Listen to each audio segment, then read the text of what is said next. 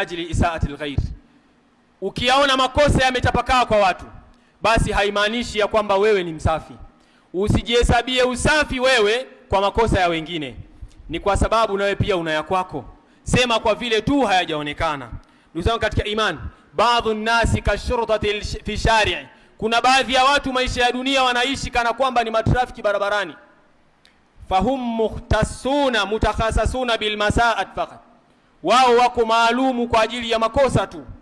Amma alhasanat fala, ama wao katika mazuri hawaoni. Yani kuna watu wapo kazi yao ni kutafuta makosa ya watu, kama vile ambavyo maaskari wa barabarani kazi yao ni kutafuta kosa la gari tu. Yani kazi yake ni kutafuta kosa la mtu, amekosea wapi, fulani kakosea wapi, nani kakosea wapi. Ana lengo hilo tu. Mabaya anayarundika na kuyaona ni madogo, na ndio inakuwa kana kwamba ni maisha yake ya kila siku.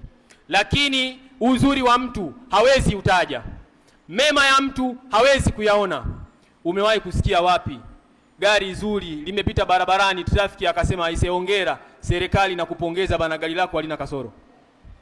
Lakini gari ni zima leo, asubuhi mchana likipita indicator imepinda tu, kuna faini. Yani kazi ni kukagua makosa tu. Sasa kuna baadhi ya watu na wao wako hivyo, ni kazi, wana kazi ya kuchambua watu tu katika makosa, amekosea wapi, analinda makosa kulikoni uzuri wa mtu. Ndugu katika imani, tazama kwa Uthman ibn Affan radhiyallahu anhu, anatoa amri ya masahafu fulani zichomwe. Masahafu zenyewe zilikuwa na sifa. Kwanza, ndani yake kuna tafsiri za masahaba wengine.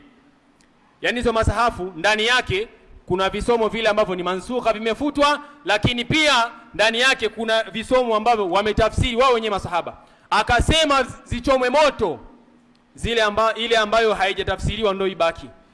Basi wale wanafiki wakachukua ndio jukumu la kuwa sababu miongoni mwa makosa ya Uthman ibn Affan. Wakaona kuchoma hizi tafsiri za hawa masahaba wengine ni kosa kubwa kulikoni kusema hii Qur'ani ambayo haijatafsiriwa ibaki.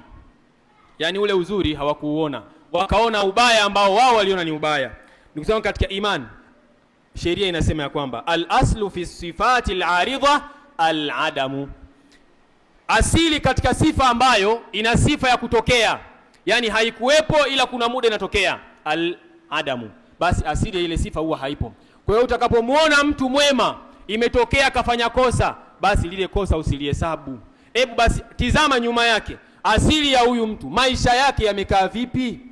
Mema ni mengi kulikoni mabaya, au mabaya ni mengi kulikoni mema? Ndugu zangu katika imani, Isa ibn Maryam alayhi salatu wassalam anawaambia wafuasi wake ya kwamba araaitum, mnaonaje, lau ataitum ala rajulin naimin, laiti kwamba ninyi ndokea siku moja mnapita katika sehemu ambayo kuna mtu mnamkuta amelala, qad kashafa rihu an ba'dhi auratihi, lakini yule mtu alivolala upepo umefunua sehemu ya nguo yake, kwa hiyo baadhi ya maeneo yake mapaja yanaonekana wazi. Anasema akuntum tastatiruna alayhi, je, ninyi mnaweza kumstiri akae vizuri? Wale wakasema naam, wanafunzi wao wakasema naam, tunaweza.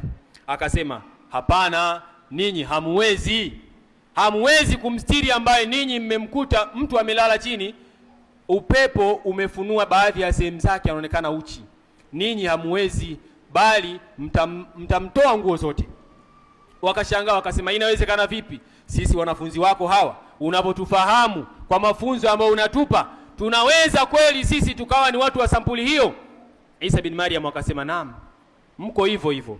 Akasema ya kwamba alaisa yudhkaru indakumur rajul, je, ninyi sio wale ambao mtu anatajwa mbele yenu, fatadhkurunahu bi aswa ma fihi, imefika hatua ninyi sio wale ambao mnakuwa mmekaa sehemu mnaletewa taarifa za mtu, makosa ya mtu, alafu ninyi badala ya kukaa kimya au mkayatengua yale makosa, ninyi ndio mnaongeza makosa mengine zaidi ya yale ambayo wengine hawayajui. Sio ninyi.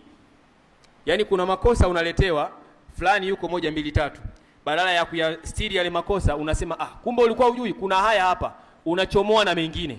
Akasema basi huo ndio mfano wa ninyi kumtoa nguo ndugu yenu ambaye upepo umefunua nguo zake. Ndugu katika imani, Mtume wetu Muhammad sallallahu alaihi wasallam anafahamu ya kwamba wanaume kazi yao huwa wanayaona mazuri ni mengi kuliko ni makosa. Kuona makosa sana ni tabia za kike, kuyaona makosa mengi kuliko ni mema ni tabia za wanawake. Mtume sallallahu alaihi wasallam anasema, uritu nar, nilioneshwa moto, faraaitu akthara ahliha an-nisa, nikaona watu wengi wa mle motoni ni wanawake, tena yukfarna, kwa sababu wao wamekufuru. Qila, masahaba akasema, ayakfuruna billah, wao wamemkufuru Allah mpaka ifikie hatua wawe wengi motoni? Mtume akasema hapana, yukfuruna al-ashira wa yakfuruna al-ihsan, law ahsanta ila ihdahunna dahr thumma ra'at minka shay'an qalat ma ra'aytu minka khairan qat. Akasema ya kwamba wanawake hao wao kukufuru kwao sio kumkufuru Allah subhanahu wa ta'ala, wala sio kuyafanya madhambi ya kuwatoa ndani ya Uislamu, bali kukufuru kwao wanawakosea heshima waume zao, na pia wanakataa wema. Akasema Mtume sallallahu alaihi wasallam, unaweza ishi naye miaka 100 ukamfanyia mema kila siku, lakini siku moja kibinadamu ukateleza ukamfanyia kosa, mwanamke huyo qalat, atasema ma raaitu minka khairan qat, hakika sijawahi kuona khairi kwako wewe mwanaume, unagubu hakuna mfano. Sasa ukijiona wewe ni mwanaume alafu una tabia za kuangalia makosa kulikoni mazuri, pole, badilika. Ndugu katika imani, hebu angalia maisha yalivyokuwa mazuri. Wote tunapenda vyakula vizuri. Unaonaje ukichukua nyama ya kuku? Ndani ya nyama ya kuku kuna ile sumu nyongo, si ndivyo? Kuna nyongo. Je, ukishaiona nyongo, huwa unachukua kuku unaitupa unabaki na nyongo, ama unachukua nyongo unaitupa unabaki na nyama? Sasa ukiweza kubaki na nyama, wewe ni mwanaume. Wewe yatakiwa maisha yako yawe sehemu ya kuangalia mazuri, kwa sababu madogo ni katika sehemu ya ukamilifu wa binadamu, kama vile ambavyo hakuna kuku asiyekuwa na nyongo. Kwa hiyo ile nyongo ndo ubaya wake. Chukua ule ubaya, tupa. Haya mapaja yote hayakufai. Ndugu katika imani, na katika hayo kufanya hivyo, Mtume akafundisha hiyo pia ni katika ihsani. Yani kumbe sisi kufanya hivyo, ikiwa tutakuwa tunawapima watu, tunachuja kati ya mazuri yao na mabaya yao, hapo tunapimwa ihsani yetu. Je, tuna ihsani sisi? Mtume anasema al-ihsan an tuhsina ila man asaa lak au ila man asaa ilaik. Wema, ihsan ni wewe kumfanyia uzuri mtu aliyekukosea. Angalia, mtu amekukosea ila unaambiwa ukimfanyia wema, hiyo ni ihsan. Hiyo ihsan, amekukosea, kosa lipo umeliona, lakini unaweka pembeni kosa, unatanguliza wema wake. Unatanguliza wema wako na uzuri ambao wewe unahitaji kwa Allah subhanahu wa ta'ala. Hiyo ndio ihsan. Ndugu zangu katika imani, angalia Mtume Muhammad sallallahu alaihi wasallam alivyokuwa akijilinda. Anasema, Allahumma inni a'udhu bika min khalilin makir.